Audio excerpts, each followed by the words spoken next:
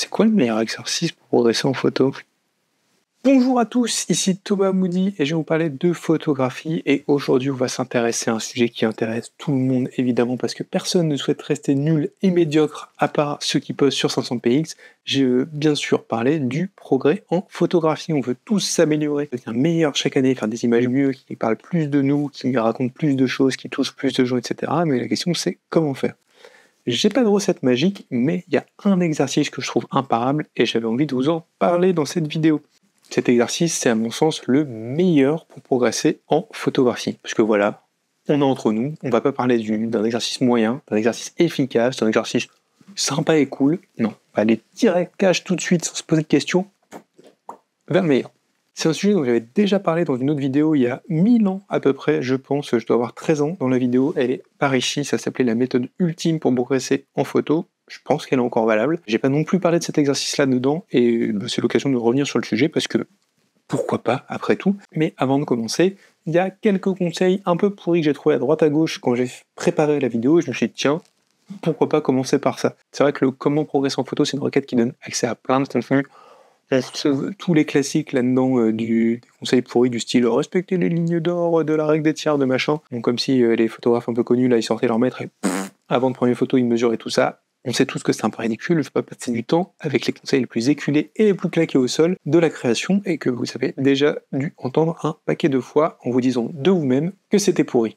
J'ai vu quelques conseils que j'ai trouvé un peu nuls et je me suis dit tiens, pourquoi pas commencer par ça, comme ça si vous les avez entendus, vous aurez un deuxième avis dessus et vous ferez votre propre opinion. Peut-être vous les ferez pas, au moins vous vous lancerez pas à cœur perdu dedans en pensant que c'est la bonne réponse à tous vos problèmes. Dans une des vidéos que j'ai regardées, la personne parlait du fait de mesurer le temps, chronométrer le temps que les personnes passent à regarder vos photos, que ce soit en les montrant comme ça, ou dans le cadre d'une exposition.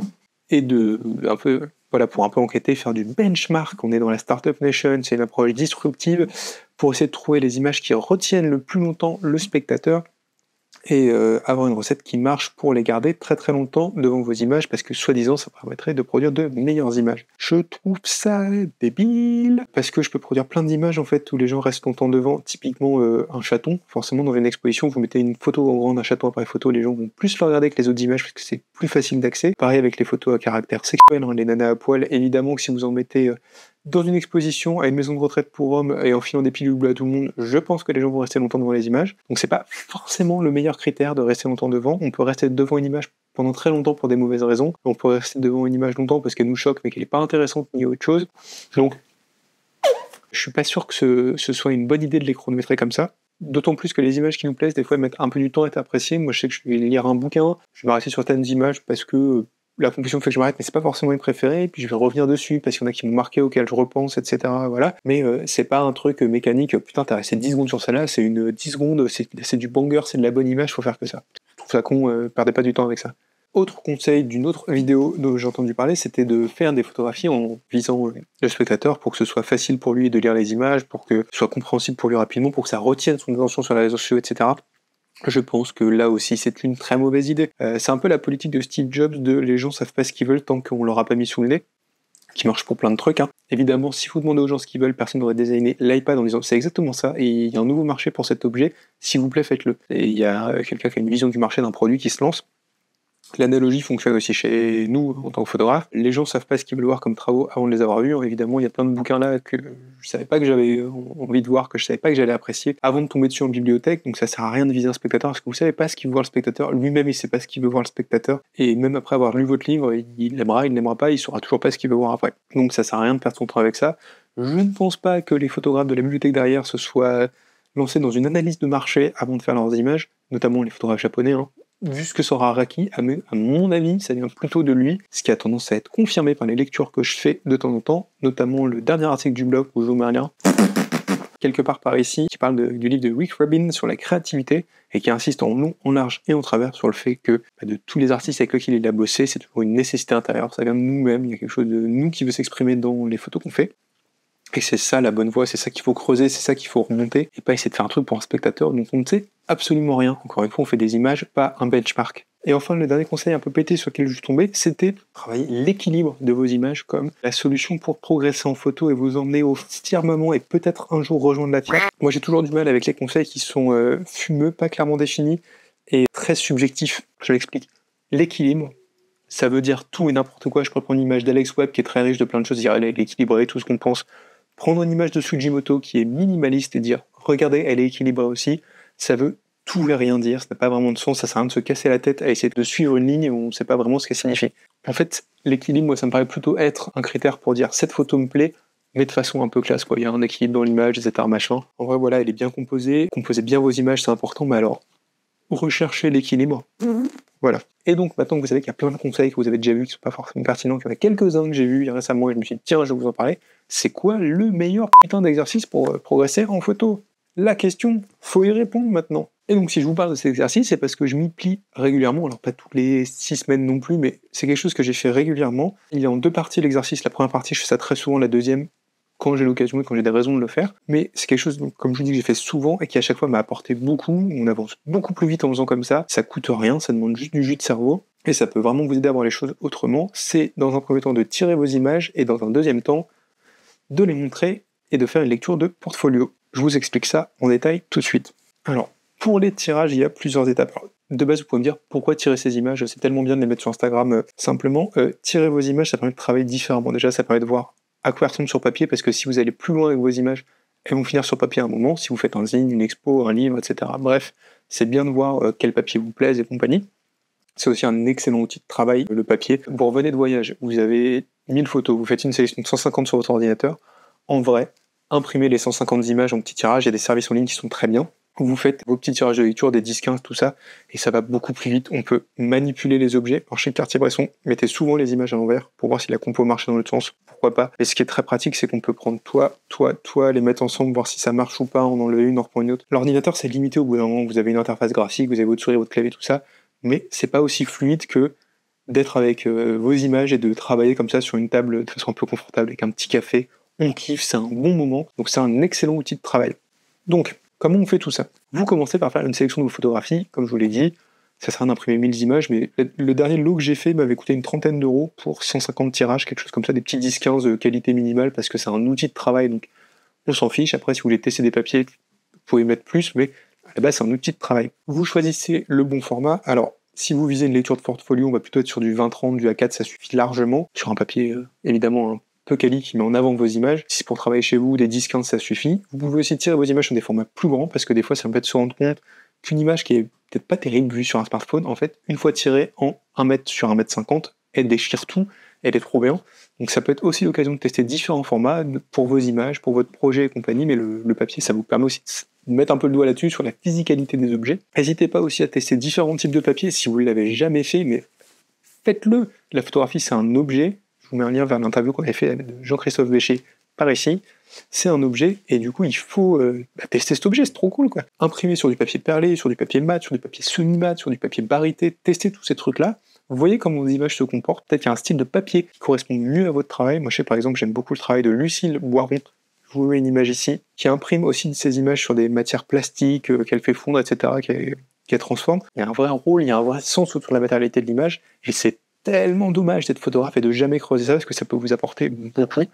Parce que je vous dis, il y a peut-être certaines images où sur votre écran, vous trouvez ça pas terrible, et vous allez les imprimer sur un papier, je sais pas, perlé ou un papier brillant qui claque avec des couleurs qui ressortent beaucoup, très saturées. Ça va rendre tout de suite hyper bien, et voilà, ça vous donne des idées, on peut en faire d'autres choses, tout ça. Mais tirez vos images, c'est trop cool. Dernier point sur la sélection, mettez-en plus que prévu. Je vous dis, tirage de lecture pour le travail, ça coûte pas très cher, donc allez-y, franchement, c'est pas un drame. Comme ça, vous avez de la matière pour tirer ce qu'il faut. Ça sert à rien de tirer une section de 30 photos pour en garder 28. Mais ce que je veux dire, il y a un côté où c'est plutôt passer de 1500 à 150, tirer les 150 pour passer à 30. Soyez un peu large sur la sélection. C'est pas une sélection finale, c'est un outil de travail, c'est pas très grave. Au pire, si vous faites une lecture de portfolio, vous pourrez faire des retirages mais de meilleure qualité. Et une fois que vous avez tout ça, comme je vous disais, vous étalez ça sur une table et vous les manipulez, vous testez, vous triez, vous changez de place les choses, vous essayez de voir ce qui marche pas, etc. Vous pouvez même pousser plus loin, faire des maquettes de zine, faire des maquettes de livres. Alors, le plus simple, le plus souvent je conseille, c'est d'acheter un cahier à 2 € chez Carrefour et de coller vos images dedans pour voir ce qui fonctionne, mais bref, vous avez ça, vous pouvez bosser, et déjà rien que ça, c'est un putain de bon exercice, ça coûte pas très cher. Limite, vous imprimez ça au bureau sur une imprimante papier dégueulasse si vraiment vous n'avez pas de sous, et ça suffira. Passez pas à côté de ça, parce que ça peut vraiment vous apporter vos comptes. Et je connais pas une personne à qui j'ai conseillé de faire ça qui l'a fait qu'à regretter. Aucune. Et la deuxième partie... La deuxième, c'est évidemment la lecture de portfolio. Il va falloir montrer vos images à quelqu'un. Donc la première étape, c'est de choisir cette personne avec un grand soin, parce que ça ne sert à rien de montrer vos images de photographie animalière à un directeur d'agence photographique qui fait que du reportage. Il en aura rien à foutre. Donc le but, c'est un peu de cibler la personne, une personne en qui vous avez confiance. Alors, je sais que c'est pas toujours très simple parce que parfois on ne sait pas vers qui aller, vers qui se tourner, tout ça. Le plus simple, évidemment, c'est de commencer à suivre ce qui se fait autour de chez vous, les centres photographiques, les fracs, les galeries d'exposition, etc. Voir un peu ce qui se passe pas loin de chez vous, voir ce qui vous plaît, ce qui résonne un peu avec ce que vous faites et qui vous correspond, et ensuite surveiller s'il y a des lectures de portfolio qui sont, ou tout simplement en demander une. Des fois, juste un petit mail gentil, ça suffit à avoir un peu de temps pour présenter son travail. Pour ce qui est de la préparation de votre portfolio, je vous mets un lien vers une vidéo que j'avais faite il y a quelques années qui s'appelait Construire son portfolio, qui était basée sur un livre, encore une fois, de Jean-Christophe Béchet, que j'avais chroniqué et qui résumait les conseils principaux. Donc si vous en êtes là, allez voir cette vidéo pour préparer votre lecture tout simplement. Et ensuite, il y a 2 étapes. Le rendez-vous.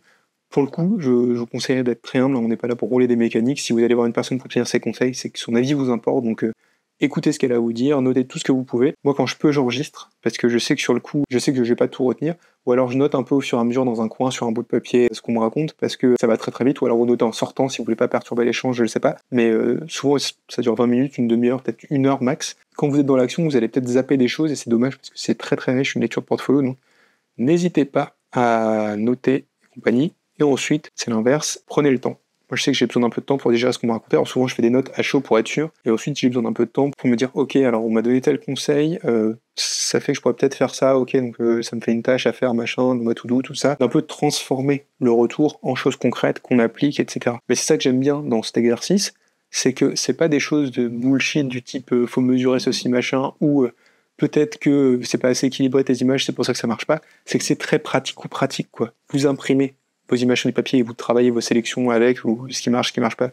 Vraiment, vous travaillez votre photographie comme ça, et ensuite vous allez à des lectures de portfolio, donc pas forcément des choses très formelles, peut-être que ça peut juste être un photographe de votre région qui a fait quelques bouquins, quelques expos que vous respectez, et à qui vous demandez son avis. Il n'y a pas besoin forcément d'aller à la maison européenne de la photographie rencontrer le directeur, mais il y a quelque chose de très pratico-pratique. On imprime, on travaille, on monte ses images, on a des conseils, on applique pas, parce que peut-être que ça vous touchera pas, et voilà, mais ça met en perspective votre travail, et souvent, après la lecture de portfolio, moi j'ai plusieurs mois de boulot dans ma tête, et c'est très bien de le faire à un moment où vous êtes un peu entre deux eaux, vous êtes un peu perdu, vous dites, bon, là je fais mes images, ça en est là, je sais pas trop où ça va, je sais pas trop ce que je vais faire après, etc. Souvent, ça permet de redémarrer, de se remettre à cheval, d'avoir un vrai retour, savoir ce qui est bien, ce qui est pas bien, etc. Et si jamais ça vous intéresse et que vous avez besoin d'un retour, c'est une prestation qui m'arrive de faire de temps en temps. Alors, c'est sur demande, et je fais pas tout le monde parce que je veux pas que ce soit l'usine. J'en fais quelques-uns dans l'année, ça me suffit très largement comme accompagnement. Moi, je veux que ça reste un plaisir, donc je choisis des travaux qui me parlent un petit peu, parce que évidemment, si c'est de la macro animalière, couleur, Jiffy, très loin de moi, ça va pas trop me toucher, j'ai pas avoir envie de m'investir là-dedans. Mais ça m'arrive de temps en temps d'accompagner des photographes qui le souhaitent pour leur donner un retour sur leur travail, des pistes, etc. Et si jamais ça vous intéresse, n'hésitez pas à regarder, peut-être à prendre rendez-vous, à m'envoyer un mail si vous ne savez pas si c'est pour vous ou pas, on discute, il n'y a aucun souci. Quoi qu'il en soit, si cette vidéo vous a plu et que vous êtes chaud patate pour faire cet exercice, la meilleure façon de dire merci, c'est de vous abonner, de laisser un petit pouce bleu et compagnie. Je vous mets un livre toujours qui s'appelle 10 outils indispensables pour votre projet photo, qui ne contient pas le meilleur exercice que l'on vient de voir, mais peut-être plein d'autres choses cool à faire. Et moi je vous dis à dans 15 jours. Salut!